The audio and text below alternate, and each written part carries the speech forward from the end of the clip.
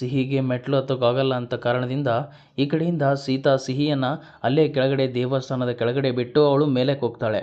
ಈ ಕಡೆಯಿಂದ ಸಿಹಿ ಕೂಡ ಅವರ ಪಕ್ಕದ ಮನೆ ಒಂದು ಹೆಂಗಸ ಜೊತೆ ಅಲ್ಲೇ ಮಾತಾಡ್ತಾ ಕೂತ್ಕೊಂಡು ಬಿಡ್ತಾಳೆ. ಇನ್ನೊಂದು ಕಡೆಯಿಂದ ಸಿಹಿ ಕಾಣೆಯಾದಮೇಲೆ ತುಂಬಾ ತಬ್ಬಿಬ್ಬಾದಂಥ ಸೀತಾ ಎಲ್ಲ ಕಡೆ ಸಿಹಿಯನ್ನು ಹುಡ್ಕೋದಕ್ಕೆ ಮುಂದಾಗ್ತಾಳೆ. ಬನ್ನಿ ಏನೇನೆಲ್ಲ ಆಗ್ತಾ ಇದೆ ಅಂತ ಹೇಳಿ ಸೀತಾರಾಮ ಧಾರಾವಾಹಿಯ ಈ ದಿನದ ಸಂಚಿಕೆ ಅಂದರೆ ಸೋಮವಾರದ ಸಂಚಿಕೆಯನ್ನು ಪೂರ್ತಿಯಾಗಿ ನಮ್ಮ ಚಾನಲಲ್ಲಿ ನೋಡೋಣ. ಅದಕ್ಕೂ ಮುಂಚೆ ತಾವೇನು ನಮ್ಮ ಚಾನಲನ್ನು ಸಬ್ಸ್ಕ್ರೈಬ್ ಮಾಡ್ಕೊಂಡಿಲ್ಲ ಅಂದರೆ ಕೂಡಲೇ ನಮ್ಮ ಚಾನಲನ್ನು ಸಬ್ಸ್ಕ್ರೈಬ್ ಮಾಡಿಕೊಂಡು ಪಕ್ಕದಲ್ಲಿರುವಂಥ ಬೆಲ್ಲೈಕನನ್ನು ಪ್ರೆಸ್ ಮಾಡಿ ಅಂತ ಹೇಳ್ತಾ ಬನ್ನಿನೂ ತಡ ಮಾಡೋದು ಬೇಡ, ಸಂಚಿಕೆಯನ್ನು ಶುರು ಮಾಡೋಣ. ಸ್ನೇಹಿತರೆ, ಈ ಒಂದು ಸಂಚಿಕೆ ಆರಂಭದಲ್ಲಿ ಈ ಕಡೆಯಿಂದ ಸೀತಾ ಮತ್ತು ಸಿಹಿ ಮತ್ತು ಎಲ್ಲರೂ ಕೂಡ ದೇವರಾಯನ ದುರ್ಗಕ್ಕೆ ಹೋಗಬೇಕು ಅಂತ ಹೇಳಿ ತಯಾರಿ ಮಾಡಿಕೊಂಡು ಹೋಗ್ತಾ ಇದ್ದರೆ ಮಿಡಲಲ್ಲಿ ಊಟ ಮಾಡಬೇಕು ಅಂತ ಹೇಳಿ ನಿಲ್ಲಿಸ್ತಾರೆ. ಅಲ್ಲಿಗೆ ಸಡನ್ನಾಗಿ ಪ್ರತ್ಯಕ್ಷ ಆದಂಥ ರಾಮ್ ಒಂದು ವಾಚನ್ನು ಸೀತಾಳಿಗೆ ಗಿಫ್ಟಾಗಿ ಕೊಡ್ತಾನೆ. ಅದನ್ನು ತಗೊಂಡಂತಹ ಸೀತಾ, ಸರಿ ರಾಮ್, ನಾವು ಹೋಗಿ ಬರ್ತೀವಿ, ಎಲ್ಲರೂ ಕೂಡ ಹೋಗ್ತಾ ಇದ್ದೀವಿ, ಲೇಟ್ ಆಗ್ತಾ ಇದೆಯಾ ಅಂತ ಹೇಳಿ ಅಲ್ಲಿಂದ ಹೊರಡ್ತಾ ಇರ್ತಾಳೆ.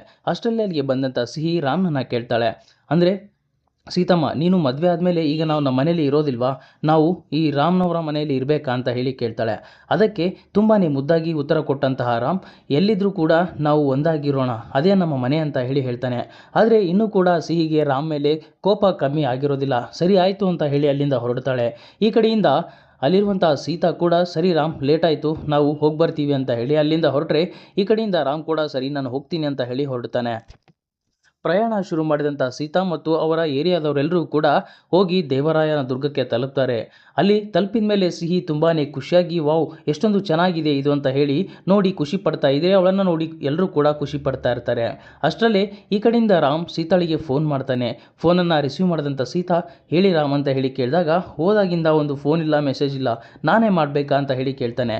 ಅದಕ್ಕೆ ಸೀತಾ, ಅಯ್ಯೋ, ಈಗ ತಾನೇ ಮಾತಾಡಿಸಿ ಬಂದಲ್ವಾ, ಅದಕ್ಕೋಸ್ಕರ ನಾನು ಫೋನ್ ಮಾಡಲಿಲ್ಲ ಮತ್ತು ಮೆಸೇಜ್ ಮಾಡಲಿಲ್ಲ ಅಂತ ಹೇಳಿ ಹೇಳ್ತಾಳೆ. ಅದಕ್ಕೆ ರಾಮ್, ನೀನು ಈಗ ತಾನೇ ಹೋಗಿರ್ಬೋದು, ಆದರೆ ನನಗೆ ಮಾತ್ರ ಬಹಳ ಹೊತ್ತಾಯಿತು ಅಂತ ಹೇಳಿ ಅನ್ನಿಸ್ತಾ ಇದೆ, ನೀನು ಏನು ಮಾಡಿದ್ರು ಕೂಡ ನನಗೆ ಅಪ್ಡೇಟ್ ಮಾಡ್ತಾ ಇರಿ ಅಂತ ಹೇಳಿದಾಗ ಈ ಕಡೆಯಿಂದ ಸೀತಾ ತುಂಬಾ ಮುದ್ದಾಗಿ, ಇನ್ಮೇಲಿಂದ ನಾನು ಎಷ್ಟು ಕಾಟ ಕೊಡ್ತೀನಿ ಅಂತ ನೋಡ್ತಾ ಇರಿ ಅಂತ ಹೇಳ್ತಾಳೆ. ಅದಕ್ಕೆ ಆ ಕಡೆಯಿಂದ ರಾಮ್ ಕೂಡ, ನೀನು ಕೊಡೋ ಕಾಟ ನನಗೆ ಇಷ್ಟನೇ ಅಂತ ಹೇಳಿ ಹೇಳ್ತಾ ಇದ್ದರೆ ಅಷ್ಟರಲ್ಲೇ ಅಲ್ಲಿಗೆ ಬಂದಂತಹ ಸಿಹಿ ತುಂಬಾ ಕೋಪಗೊಂಡು, ಸೀತಮ್ಮ, ಟೈಮ್ ಅಪ್, ನೀನು ಮಾತಾಡಬೇಡ ಅಂತ ಹೇಳಿ ಫೋನನ್ನು ಕಿತ್ಕೊಳ್ತಾಳೆ. ಇದರಿಂದ ಒಂದು ಕ್ಷಣ ಚಿಂತೆ ಮಾಡೋದಕ್ಕೆ ಶುರು ಮಾಡ್ತಾನೆ ರಾಮ್. ನಾನೇನು ಮಾಡಿದ್ದೀನಿ ಸಿಹಿಗೆ, ಯಾಕೆ ಅವಳು ಅಷ್ಟೊಂದು ನನ್ನ ಮೇಲೆ ಕೋಪ ಮಾಡ್ಕೊಂಡಿದ್ದಾಳೆ ಅಂತ ಹೇಳಿ ಯೋಚನೆ ಮಾಡೋದಕ್ಕೆ ಮುಂದಾಗ್ತಾನೆ. ಇದೆಲ್ಲ ಒಂದು ಕಡೆ ನಡೀತಾ ಇದ್ದರೆ ಸ್ನೇಹಿತರೆ, ಇನ್ನೊಂದು ಕಡೆಯಿಂದ ಅಶೋಕ್ನ ಮನೆಯಲ್ಲಿ ಅಶೋಕ್ ಚಿಕ್ಕಿಯ ಬಗ್ಗೆ ತುಂಬಾ ಯೋಚನೆ ಮಾಡ್ತಾ ಕೂತ್ಕೊಂಡಿರ್ತಾನೆ. ಎಲ್ಲ ನಿಜಾನ ನಾನು ರಾಮ್ ಮತ್ತು ಮನೆಯವ್ರ ಹತ್ರ ಹೇಳಬೇಕು ಅಂದರೆ ತಪ್ಪಿತಸ್ಥ ನಾನೇ ಆಗ್ತೀನಿ, ಚರಣನನ್ನು ಮೀಟಾಗಿ ಮತ್ತು ಎಲ್ಲ ರೀತಿಯಿಂದ ಕನೆಕ್ಟ್ ಆಗಿ ನಾನೇ ಒಬ್ಬ ಅಪರಾಧಿ ಆಗ್ತೀನಿ, ಇದನ್ನು ನಾನು ಅವರಿಗೆ ಹೇಗೆ ತಿಳಿಸೋದು ಅಂತ ಹೇಳಿ ಯೋಚನೆ ಮಾಡ್ತಾ ಇದ್ದರೆ ಅಷ್ಟರಲ್ಲೇ ಅಲ್ಲಿಗೆ ಬಂದಂಥ ಅಶೋಕ್ನ ಹೆಂಡತಿ, ಬಾ ಆಫೀಸ್ಗೆ ಹೋಗೋಣ ಅಂತ ಹೇಳಿ ಕರೀತಾಳೆ. ಈ ಕಡೆಯಿಂದ ರಾಮ್ನ ತಂಗಿ ರೂಮ್ ಒಳಗಡೆ ಹೋಗಿ ಡೋರನ್ನು ಹಾಕ್ಕೊಂಡು ಹೊರಗಡೆ ಬರ್ತಾ ಇರೋದಿಲ್ಲ, ಯಾಕಂದರೆ ಚರಣ್ ಅವಳಿಗೆ ತುಂಬಾ ಕಾಟ ಕೊಡ್ತಾ ಇರ್ತಾನೆ. ಈ ಕಡೆಯಿಂದ ಚರಣ್ನ ಫೋನನ್ನು ಅವಳು ರಿಸೀವ್ ಮಾಡಿಲ್ಲ ಅನ್ನೋ ಕಾರಣದಿಂದ ಇವಳು ಎಷ್ಟೇ ಸರಿ ಕಾಲ್ ಮಾಡಿದರೂ ಕೂಡ ಅವನು ಅದನ್ನು ರಿಸೀವ್ ಮಾಡ್ತಾ ಇರೋದಿಲ್ಲ. ಇದರಿಂದ ತುಂಬಾ ಗಾಬರಿಯಾದಂಥ ಅಶೋಕ್ನ ತಾಯಿ ಓಡೋಡಿ ಬಂದು ಅಶೋಕ್ಗೆ ಹೇಳ್ತಾಳೆ, ನಿನ್ನ ತಂಗಿ ಡೋರ್ ತೆಗಿತಾ ಇಲ್ಲ ಅಂತ ಹೇಳಿ. ಆಗ ಅಲ್ಲಿಗೆ ಹೋದಂಥ ಅಶೋಕ್ ಏನಾಯಿತು ಅಂತ ಹೇಳಿ ವಿಚಾರಿಸ್ತಾನೆ. ಆಗ ಅವಳು ರೂಮ್ ಒಳಗಿಂದಾನೆ, ನನಗೆ ಹುಷಾರಿಲ್ಲ, ಆಮೇಲೆ ಹೊರಗೆ ಬರ್ತೀನಿ ಹುಷಾರಾದ ಮೇಲೆ ಅಂತ ಹೇಳ್ತಾಳೆ. ಅದಕ್ಕೆ ಅಶೋಕ್ ಕೂಡ ಸರಿ ಆಯಿತು ಅಂತ ಹೇಳಿ ಅಲ್ಲಿಂದ ಹೊರಡ್ತಾನೆ. ಈ ಕಡೆಯಿಂದ ಅಶೋಕ್ನ ತಾಯಿ ಹೋಗಿ ಎಷ್ಟೇ ಕರೆದ್ರೂ ಕೂಡ ಅವಳು ಹೊರಗಡೆ ಬರದೆ, ನನಗೆ ಹುಷಾರಿಲ್ಲ, ನಾನು ಆಮೇಲೆ ಬರ್ತೀನಿ ಅಂತ ಹೇಳ್ತಾಳೆ. ಅದಕ್ಕೆ ಇವಳು ಕೂಡ ಸುಮ್ಮನಾಗ್ತಾಳೆ.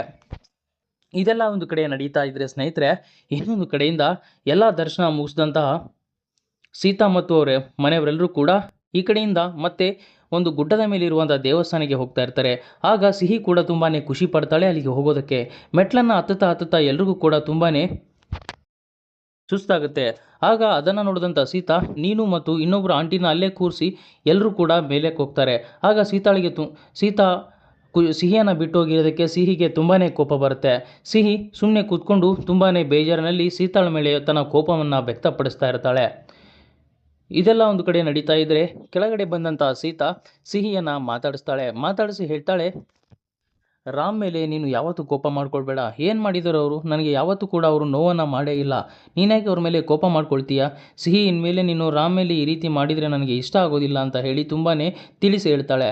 ಇದರಿಂದ ಸಿಹಿಗೆ, ಸರಿ, ನನಗೆ ರಾಮ್ ಮೇಲೆ ಇರುವಂಥ ಕೋಪ ಎಲ್ಲ ಹೋಗಿದೆ, ಇನ್ಮೇಲೆ ನೀವೇನಾದರೂ ಮಾಡ್ಕೊಳ್ಳಿ, ನಾನು ಕೇಳೋದೇ ಇಲ್ಲ ಆಯಿತಾ ಅಂತ ಹೇಳಿ ಹೇಳ್ತಾಳೆ.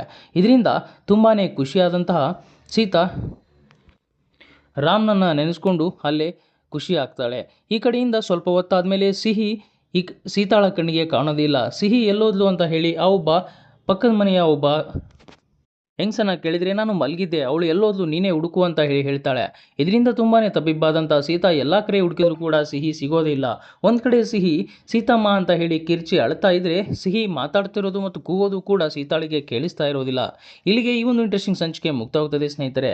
ಇದೇ ಥರ ಪ್ರತಿದಿನದ ಸಂಚಿಕೆಗಳನ್ನು ನೀವು ನಮ್ಮ ಚಾನಲಲ್ಲಿ ಟಿವಿಯಿಂದಲೂ ಮುಂಚಿತವಾಗಿ ಪೂರ್ತಿಯಾಗಿ ನೋಡಿ ಎಂಜಾಯ್ ಮಾಡಿ ಅಂತ ಹೇಳ್ತಾ, ಅದಕ್ಕೋಸ್ಕರ ಕೂಡಲೇ ನಮ್ಮ ಚಾನಲನ್ನು ಸಬ್ಸ್ಕ್ರೈಬ್ ಮಾಡಿಕೊಂಡು ಪಕ್ಕದಲ್ಲಿರುವಂತಹ ಬೆಲ್ಲೈಕನನ್ನು ಪ್ರೆಸ್ ಮಾಡಿ ಅಂತ ಹೇಳ್ತಾ, ವಿಡಿಯೋ ನೋಡಿದ್ದಕ್ಕಾಗಿ ತಮ್ಮೆಲ್ಲರಿಗೂ ಕೂಡ ಧನ್ಯವಾದಗಳು.